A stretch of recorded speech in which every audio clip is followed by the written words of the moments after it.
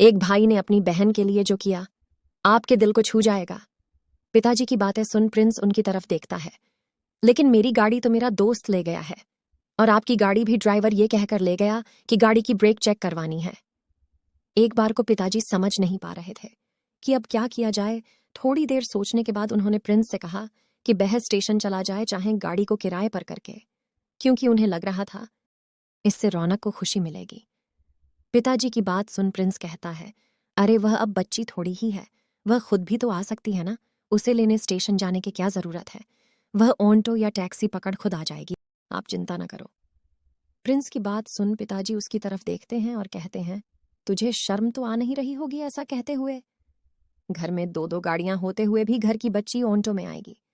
अब पिताजी की बात सुन प्रिंस के पास कोई जवाब नहीं था, लेकिन वह फिर भी पिताजी से न जाने के लिए कहना चाहता था, तो इसलिए उसने कहा, ठीक है, आप जाओ, मुझे बहुत काम है, मैं जा नहीं सकता। इस पर पिताजी तपाक से बोले, तुझे अपनी बहन की बिल्कुल भी फिक्र नहीं है क्या? शादी हो गई तो क्या बहन पराई हो गई? तो क्या अब उसको हम सबका प्यार पाने का हक नहीं रहा?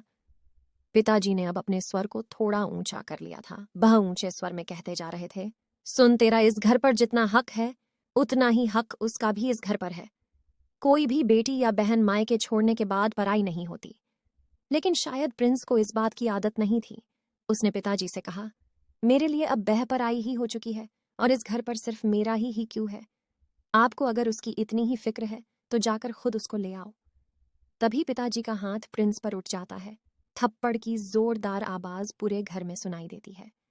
थप्पड़ की आवाज और पहले से बाप बेटे की बहस को सुन रही प्रिंस की मां दौड़कर दोनों के बीच आ जाती है। प्रिंस की मां पिताजी कहती है, आप कुछ तो शर्म करो, ऐसे कौन अपने जवान बेटे पर हाथ उठाता है भला? मां के सवाल पर पिताजी का जवाब तैयार था, तुमने सुना नहीं इसने क्या बोला? अपनी बहन को पराया कहता है। ये वही बहन है जो इससे एक पल के लिए जुदा नहीं होती थी, हर पल इसका ख्याल रखती थी कि वह इसका भाई है।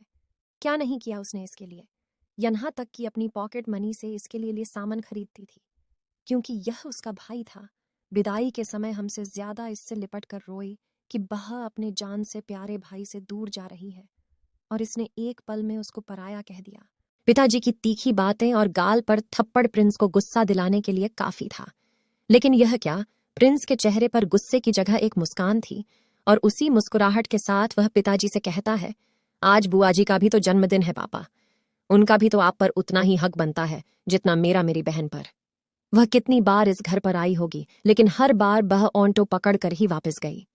आपने कभी भी उनको अपनी गाड़ी से स्टेशन तक नहीं, और न ही कभी लेने गए। आज वह थोड़ा तंग हालात में है, तो क्या आप उनका साथ छोड़ दोगे? आज वह इस हालात पर है, लेकिन कल वह भी अमीर थी। आपको, मुझको, हम सबको उन्होंने जरूरत से ज्यादा प्यार और इज्जत दी, और दिल खोलकर उन्होंने हमारी हर मदद की। बुआ भी इसी घर से विदा हुई थी, और वह इसी घर की बेटी है। आप बताइए, आज रश्मि दी और बुआ में फर्क क्या है? जैसे वह मेरी बहन है, वैसे ही बुआ भी तो आपकी बहन है। बहन को पराया मैंने नहीं, आपने किया है पापा। आपने हमारे लिए सब कुछ किया, लेकिन आपने उसको ही छोड़ दिया जो बचपन से लेकर हमेशा आपके साथ रहा। आपकी हर खुशी में आपकी बहन ने अपनी खुशी देखी। बचपन में आप जिसके साथ खेलते हुए बड़े हुए, आज उसी का साथ आप छड़ रहे हो पापा। प्रिंस अभी अपनी बात कह ही रहा था कि अचानक एक गाड़ी घर के बाहर आकर रुकती है। तब तक पापा भी प्रिंस की बातों को सुन पश्चाताप की आग में झलकर रोने लगे थे। गाड़ी की आवाज सुन प्रिंस घर से बाहर आता है। गाड़ी से अचानक रौनक दौड़ती हुई मम्मी पापा के गले आ लगती है। अचानक रौनक की निगाह पापा की भीगी पलकों पर जा लगी। पापा, क्या हुआ आपको? बेटी की बात सुन पापा फिर भावुक हो रौनक को गले लगाते हुए कहते हैं, कुछ नहीं बेटा, तेरा भाई तो आज मेरा भी बाप बन गया।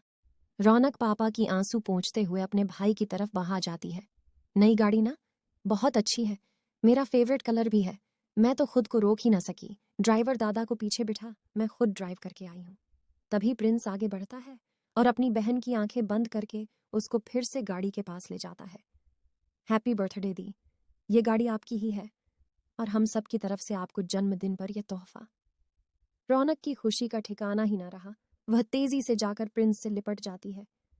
तभी एक बार फिर एक गाड़ी के आने का हॉर्न सुनाई देता है। उसमें से प्रिंस की बुआ उतरती हुई नजर आती है। अपनी बहन को देख प्रिंस के पापा की आंखों से एक बार फिर आंसू छलक पड़ते हैं। बुआ आकर कहती है, क्या भैया आप भी अचानक से क्यों बुला लिया? न कोई फोन न कोई खबर, आप ठीक तो हो ना भैया? तभी प्रिंस दौड़कर पास के कमरे में रखा एक केक ले आता है। हैप्पी बर्थडे बुआ जी। बुआ ने जैसे ही प्रिंस के मुंह से यह शब्द सुने, उनकी आंखों से खुशी के आंसू छलक पड़े। तुझको याद था मेरा बर्थडे? इससे पहले प्रिंस कुछ बोल पाता। पापा ने आकर प्यार से बुआ को गले लगा लिया और जन्मदिन की बधाई दी। बुआ की आंखों से निरंतर खुशी के आंसू बह जा रहे थे। वह आज अपने पिता की सूरत अपने भाई में देख रही थी। सालों बाद किसी ने उनका बर्थडे मनाया था। दिल ही दिल में वह भाई के लिए अब तक लाखों दुआ कर चुकी थी। अपने भाई से लिपटकर बुआ ने कहा, आज मुझे ऐसा लगा कि पिताजी जिंदा है और वह मेरे भाई की सूरत में है। मैं भगवान की शुक्रगुजार हूं जो मुझे पिता जैसा ख्याल रखने वाला भाई दिया। ईश्वर करे मुझे हर जन्म में आप ही भैया मिले। अब पापा प्रिंस की तरफ देख रोने लगे। आज बहुत सारी खुशियां उनके परिवार में एक साथ जुड़ी। उनके बेटे ने आज उनको बहन का एहसास कर दिया। अब बहन पराई नहीं अपनी सी लगने लगी थी। शायद मैं ही उसको पराया कर बैठा था। उन्हें अब पूरा यकीन था कि उनके इस दुनिया से जाने के बाद उनका बेटा अपने रिश्तों के धागों को मजबूती के साथ पिरोए रखेगा। दोस्तों, बेटी और बहन, ये दो शब्द ही नहीं बल्कि पूरा संसार है, जिनके एक बिना अपना बचपन अधूरा सा रहता है। लेकिन शादी के बाद वही किसी की पत्नी तो किसी की भाभी और किसी की बहू बनकर रह जाती है और हम उसको खुद से दूर करते चले जाते हैं। एक बार अपनी बहन बेटी को फिर से उसी बचपन की यादों में पुकार के तो देखो, खुद बचपन की मीठी याद में खो जाओगे।